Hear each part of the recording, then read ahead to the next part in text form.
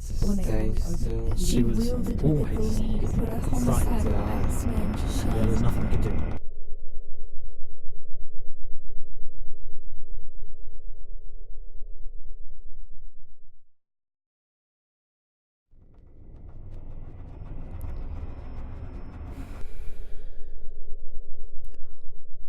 One of my first childhood memories is of a dark theatre. The hush of the audience as the lights dim and the large, heavy curtain guarding the stage draws open. At 6 years old, all my friends were planning on being vets, doctors, or princesses, but I never wanted to be any of those things. But life doesn't always take into account your plans. It likes to test you every which way it can. One inconvenience after another, and another. You feel defeated, and just holding your head up can feel, well, trying to be an artist is hard. Always waiting, begging for the curtains to open as the darkness becomes complete. But when they finally open, you realize it was only dark for a few seconds, as the stage lights flare, the overture swirls, and then I never really remember much after that. This is my outlet, my stability, my home, where nothing can touch me and yet everything does. I don't think theatre will ever stop saving my life.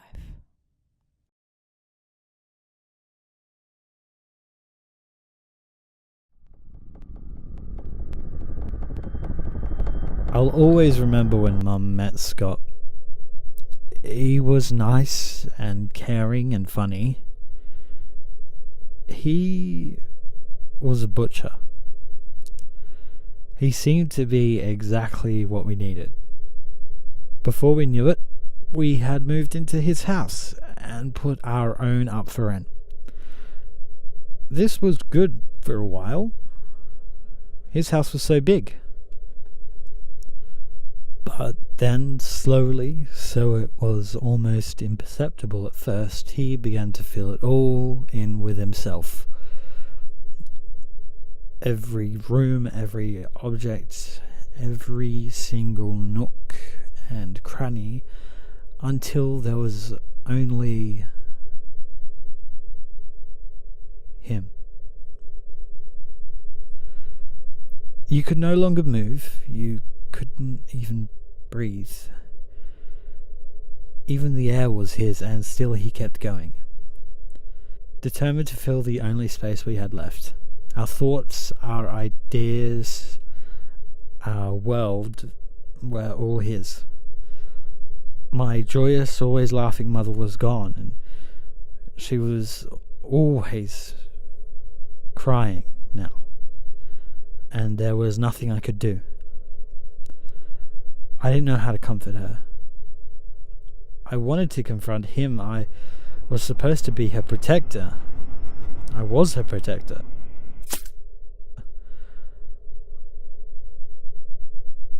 But he was just so big and I was so small.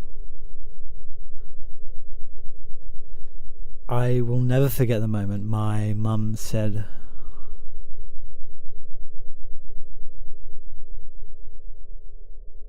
"I'm leaving you." She taught me to stand up for those you love. To stand up for myself, but more than that. She taught me how to walk away. Somewhere inside me, there's still a man I'm trying to stand up to. There's a man I'll be walking away from, and one I hope I'm walking towards.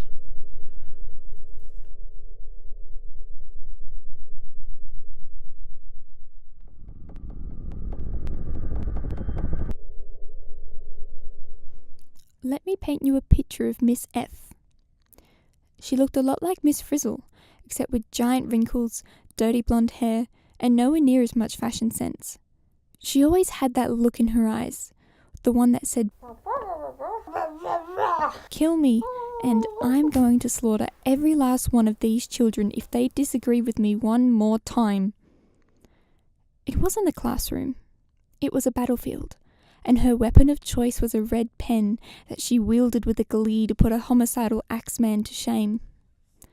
Too slow, too fast, too short, too long, too crap. The assessment I was bludgeoned hardest for was belonging. Everyone knows what the certs are for good grades. The magic cocktail. DSD. Death, suicide, depression.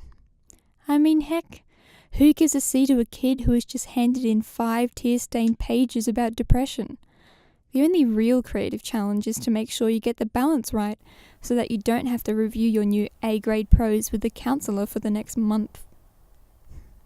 But I wasn't trying to get better grades, Miss F. I was just trying to become a better writer. And when you're going through all that crap in real life, who wants to write about it all the time anyway? I want to write stories that are unique, an escape when life gets crappy. Not a damn mirror that says, "That's how it is, sweetie." I didn't want to write about the poetry of pain, or pen salutations to suffering.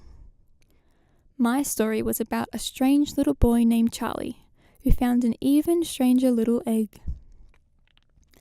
And with the help of his strange little egg, Charlie comes to realize that his own individuality is fine, and that he and his egg belong wherever they damn well want to belong.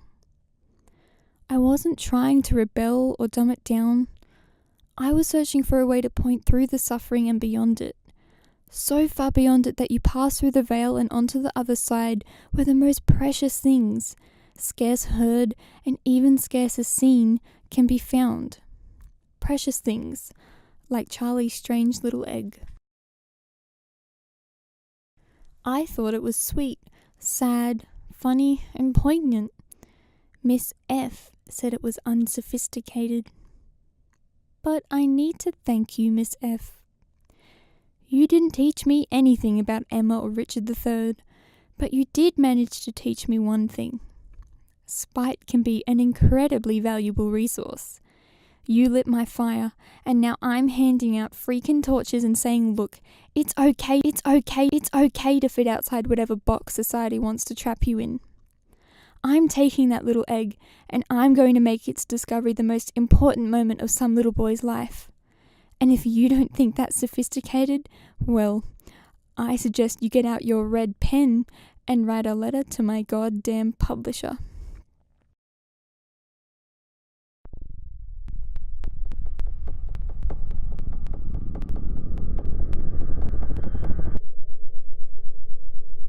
Moving is always hard. And moving to another country, leaving everything behind. Everyone you've ever known, everything you've ever loved. When all that disappears, it feels like you do too. We had nothing, and I mean nothing. Everything we owned wouldn't arrive for another 9 months as it sailed across the Pacific Ocean. It was just me, and a backpack that could never be full enough, every bulge mocking how empty I was. And it's not just all the things you've left behind. It's all the small, subtle things that you don't think about day to day, scraping on the same graze again and again and again. Things that shouldn't even matter. Things that shouldn't even hurt. Like the smell of the summer air, the time of the seasons, the texture of gravel on the road, or the muted color of a stop sign, or what side of the road you drive on. It feels like you're dying. And maybe you are. Maybe you have to. Everything unmade, until it's just you and the dark. You know you should get up. You know you should get up, but it's overwhelming. Your body feels so impossibly heavy, and the pain of moving is so much worse than just staying in the dark and becoming it. That was when I realized I had depression. I didn't have an answer. Sometimes there is no answer. I just had one dimly flickering thought pushing at my consciousness, that to stay still is to die. You can't just lie there and wait for the pain to go. You have to move. Move now. It doesn't matter where or how. Slide, crawl, claw, scratch, anything. And when the pain of moving seems unbearable, you just have to bite down and grind the glass and gravel beneath you and inch your way forward towards something, anything. It doesn't matter what. Just move. Move. And life will find you. It will see you again. Movement is life. And life calls to life. You will make new connections. They don't replace the old. I won't hide anymore. I won't hide anymore. I won't hide anymore. No matter how dark the road is, I'm going to look. Because only then can you begin to see not just the world clearly, but yourself.